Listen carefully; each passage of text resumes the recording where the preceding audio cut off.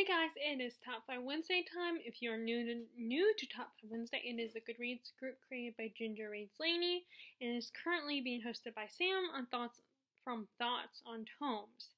And basically what they do is give you a topic to do each Wednesday of the month and you name your top 5 of that topic. And since Mother's Day is the Sunday, this week's topic is your top 5 mothers or mother figures in fiction. Now, I struggled a little bit with this one, and the last one is actually kind of going to be, well, actually two of them technically you could consider them cheats. The last one, though, is not a book person. Plus, I didn't really, also, to be fair, I've been working a lot lately, so I haven't really got a chance to think about this, and today is I finally get another day off, and then my next day off isn't until Saturday, which doesn't seem like a lot, but it kind of is. So, I will, give you my top 5 of this, and then I will post the link below if you guys are interested in whether you want to join the group or you just want to do these topics. Okay, so the first one is, I'm not entirely done with this series. I started to reread it, but this is, because I'm still kind of not used to these 500 plus books. Like, first, I'm a slow reader, and second of all, I'm not one of those readers who can just read a book that chunky within, like, a month. Or, it will take me a year or even longer, because sometimes I have to take breaks in between the book because, yes, I'm enjoying it, I'm engaged with the story, but sometimes I get a little restless and want to read something that won't take me as long to read. So I'm kind of in the middle of the second book in the series, but it's also a TV show, so I've been watching the TV show, so I basically know the gist of the story. Which it kind of goes against when I was telling my friend Terry yesterday that we were talking about how, like, sometimes watching the TV show or the movie version of something can kind of ruin the desire to read the book if you do that first.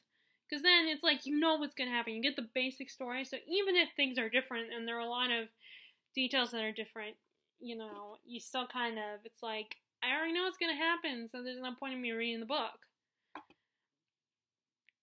But, I am talking about Game of Thrones, and the character I'm referring to is Catelyn Stark. She is, like, her and Cersei, the one thing that they do have in common is they both love their children more than anything, will do anything for them. But Cersei, or Catelyn, teaches her children good values. She's not, she teaches them how to be honorable and respectful and kind and caring human beings, and she teaches them how to, like, just be the best person they can be. Like, she was there, she's there, she's very, protective of them. She stood when Bran got pushed out the window and became crippled and was unconscious for a period of time. She stayed by his side the whole time. In fact, she was afraid to leave his side.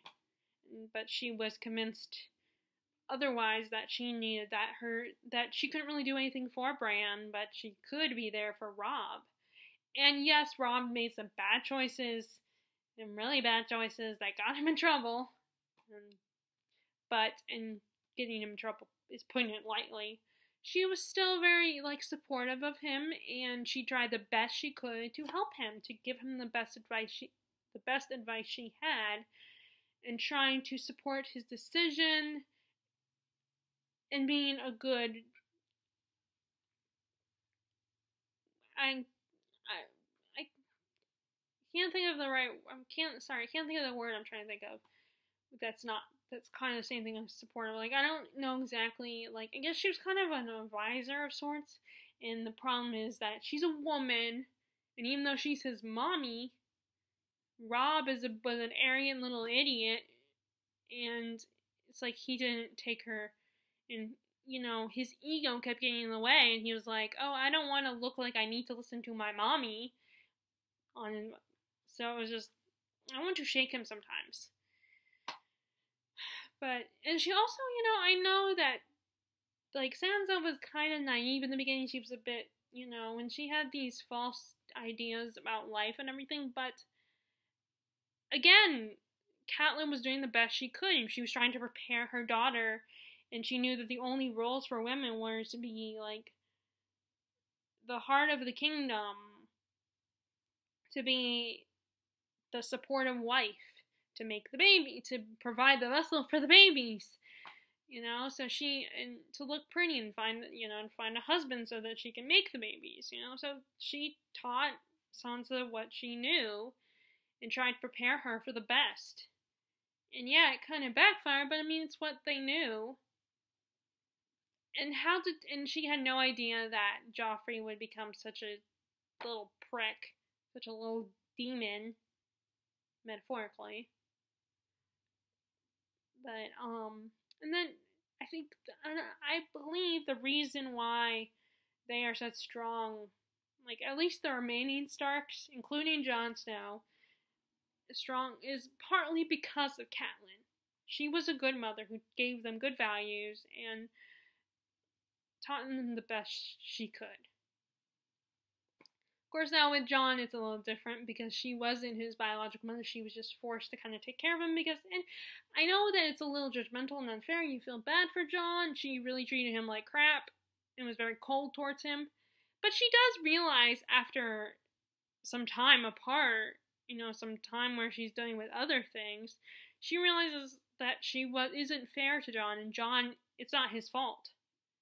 And I think she knows that. But considering that it's the one time her husband strayed, you can't blame her for being a little resentful. And the mother of Jon's mom, of course, isn't there, so she can't really get mad at her. And then also, you gotta give the woman props for, like, she lost the guy that she was gonna marry to death. Like, she was gonna marry Ned's older brother, and she loved him and everything, but then he dies, and she's forced to marry Eddard Stark. And I think, you gotta give her props for that. That's not easy, She could have been resentful and bitter towards him, but they grew to love each other, and they were very supportive of each other, so she's also a good wife, too. So, and I definitely think she's a better mother than Cersei. Because she doesn't spoil her children, like I said, she teaches them good values and how to be good human beings. And her kids, and I mean, all three of Cersei's kids are dead. The Starks are still alive. So, I mean, and one other thing that, like, now on the surface, this, like, is a little bit, are you sure you want to do that kind of thing? But to protect her children, to find them, to be reunited, and make sure they're safe, she sends two complete well, one of them is not a stranger. She sends someone that she barely knows, that she's not sure if she can trust, and that's Brienne of Tarth, who, all she knows this woman is, she's a warrior woman, she's brave, she's honorable, but there's still, like, this woman could, still betray her and, turn out to be not that honorable, because she barely knows Brienne at this point. And then there's the fact that and Jaime, who she doesn't trust at all, she knows him, she at least knows that he's a Lannister and knows his reputation, knows him a little bit, at least knows him more than Brienne, and she clearly can't trust the guy, at least at this point. If you watch the show and read the books, then currently on the show, he's redeemed himself, and he's become a better man. Now, I don't know how different the books are in that storyline, but I mean, I'm assuming they're basically the same, maybe some differences. She trusts them to find her children and protect them. Now, granted, she's only, like, first of all, it's an honor. She figures with Jaime, I think it's more about, if I let him go, then I can hold that against him, I can be like, you do this for me, then I will give you what you want. I will set you free and reunite with your sister.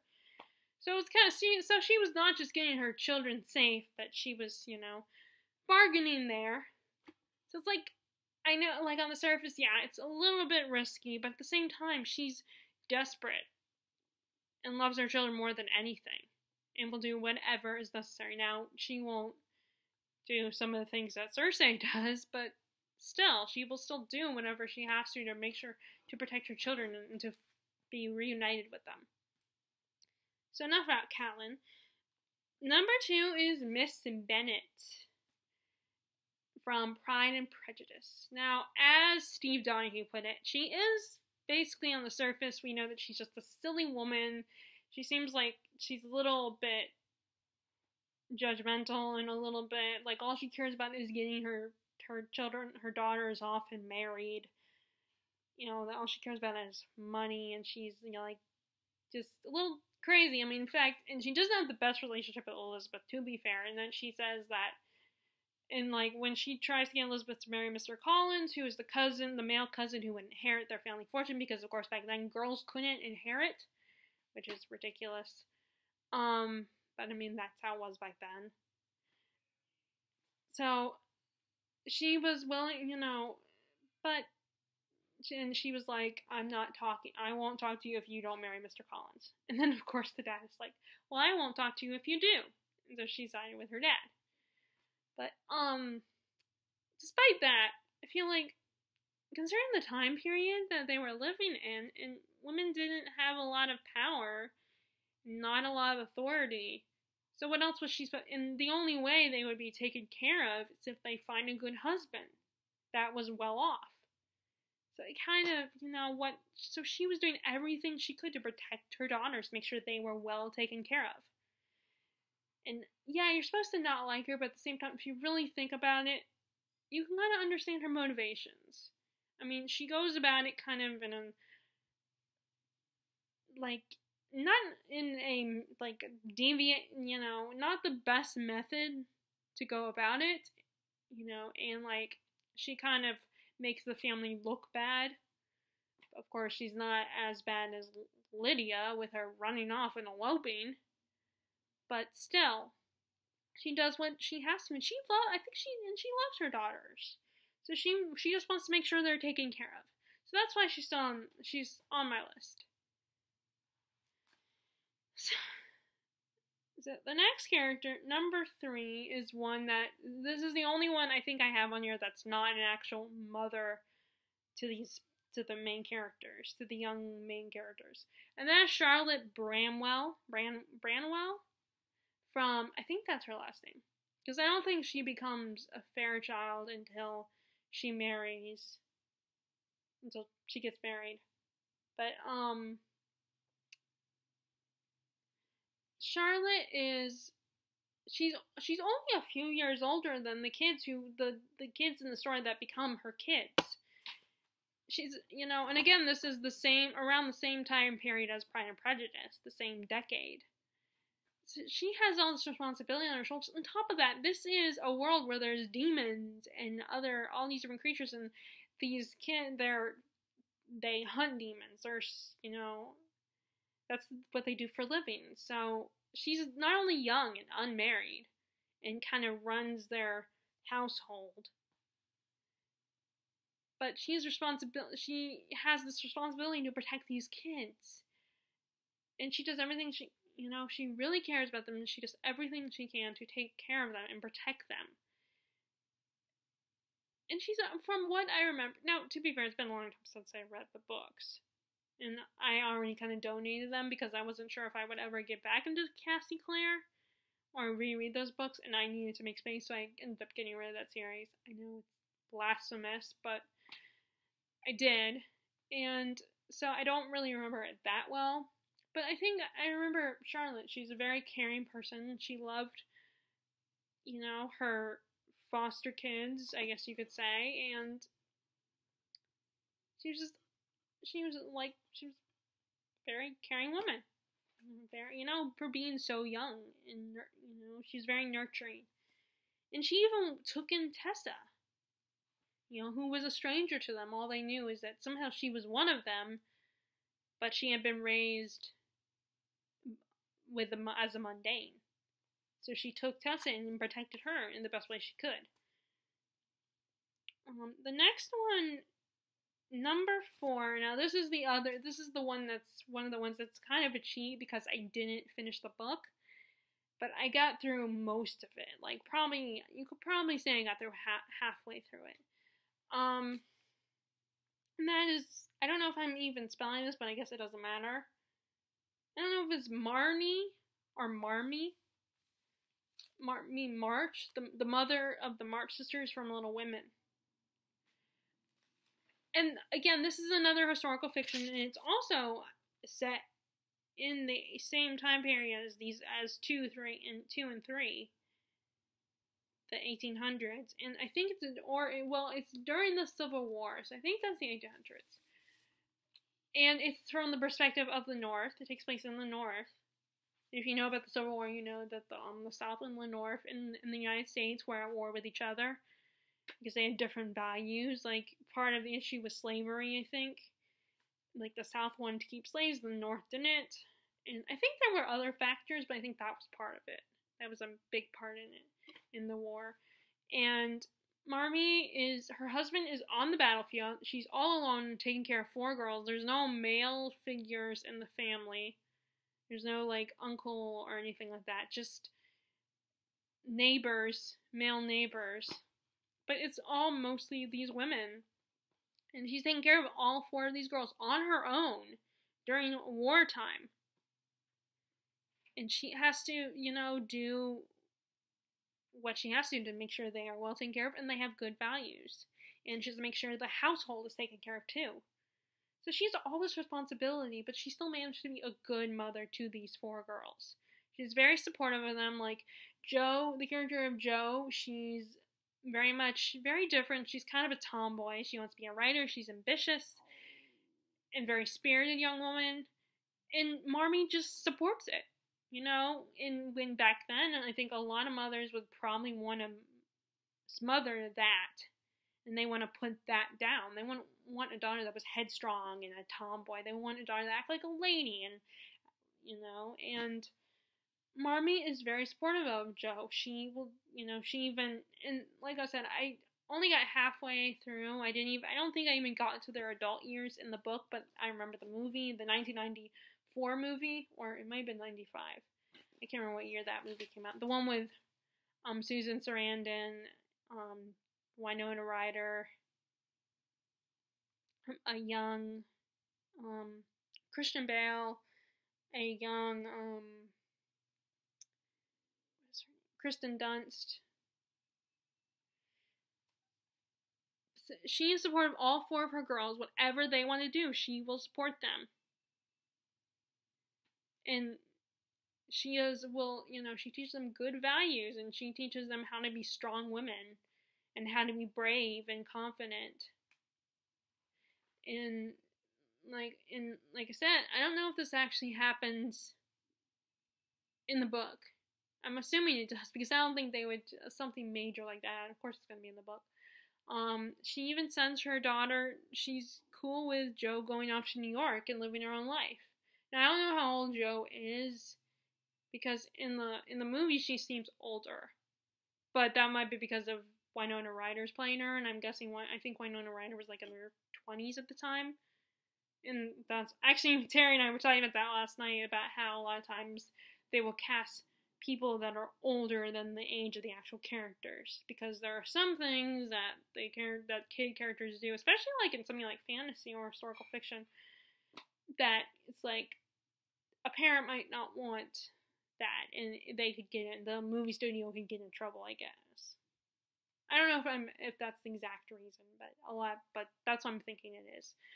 But I don't know how old she was in the book when she went to New York, but like, she let her go off to New York on her own, and she let Amy go live with their Aunt March, in Europe, in Paris. I think it was Paris. or somewhere in France.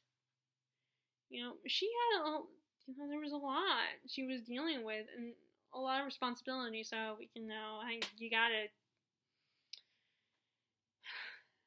Now, number 5, I was going back and forth between, because I could say, if I want to stick with books, I could say the Allie, I can't remember Allie's last name from the Notebook, her mom. But then I don't know if I really, because again, she's another mom that it's like you kind of you like Miss Bennett, you kind of question her decisions and why, and she's being unfair and judgmental. But I think at the same time you gotta admire Allie's mom for she had good intentions to protect her daughter. Of course, although I think in this case it wasn't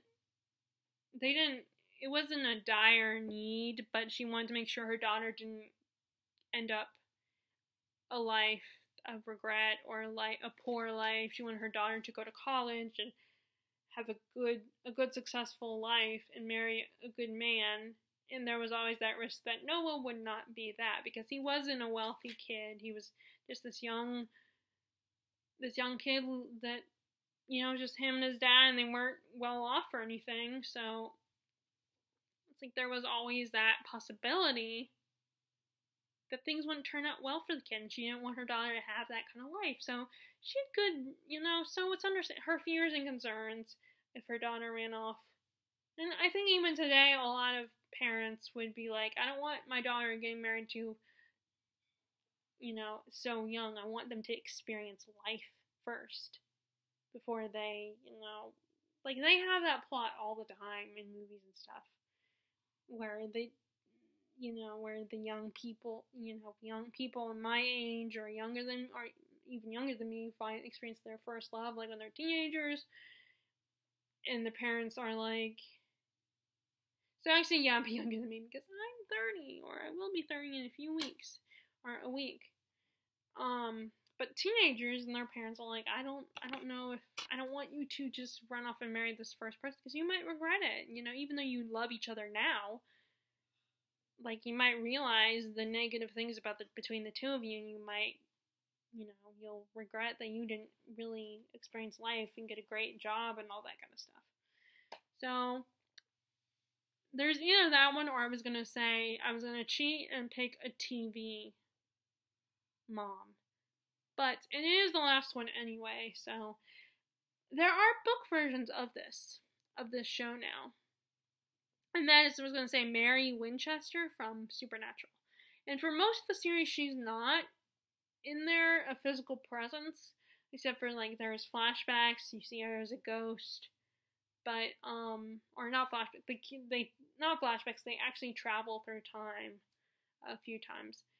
And there's also in the most recent last few seasons, she has been brought back from the dead as a gift to the boys, as a gift to Sam and Dean. And she's far from perfect a mother. But she's very loving and nurturing, will do anything to protect her boys. And she, she's a fighter, like literally, and she will always be proud of her boys no matter what. But she does, she has her, when she does return, things aren't easy for her. She's having to readjust to being alive again, and that her boys are not little boys anymore. And that's hard for her to accept. So in season 11, it's a rough go for her, and she's not exactly the best mother for them, because she's like, hasn't had, like, it's like all of a sudden she's back and her boys are not little boys, like I said, so it's like, what do I do? Do they still need me? Or not? But the loyalty is still there, in my opinion. It's just, she's a little, like, it's overwhelming for her. But she's still I think she's still a good mom. I mean, some people might not agree. But I think she was still, even then, was doing the best she could. And she has done everything she can since then to, get things back on track and to be a better mother. And she's realized, and she has been feeling guilty and has realized, I shouldn't have just it should have been there. But of course, it wasn't her fault, at least in the beginning. But when she does come back, it kind of is. You could argue that she. But when they were growing up, it wasn't her fault because she died. She got killed by the stupid demon Azazel. So yeah, those are my top 5 mothers in fiction. Most of them are books, of course, but like I said, there's a book one, and then there was number 5 was a tie between a book mom and then a TV mom. Because I figured it's the last one anyway, so even if I can't think of a book mom, I don't think it's gonna, I don't think they're gonna punish me if I don't make them all book related. So, would love to know what your favorite moms are, or mom figures. It doesn't have to be an actual mother. Like I said, Charlotte is not an actual mom to these young characters. She's kind of their foster mother. But would love to know if you like this video. Be sure to give it a thumbs up and click subscribe if you haven't already. And as always, I hope you're enjoying your reading. And I will talk to y'all later. All right, bye.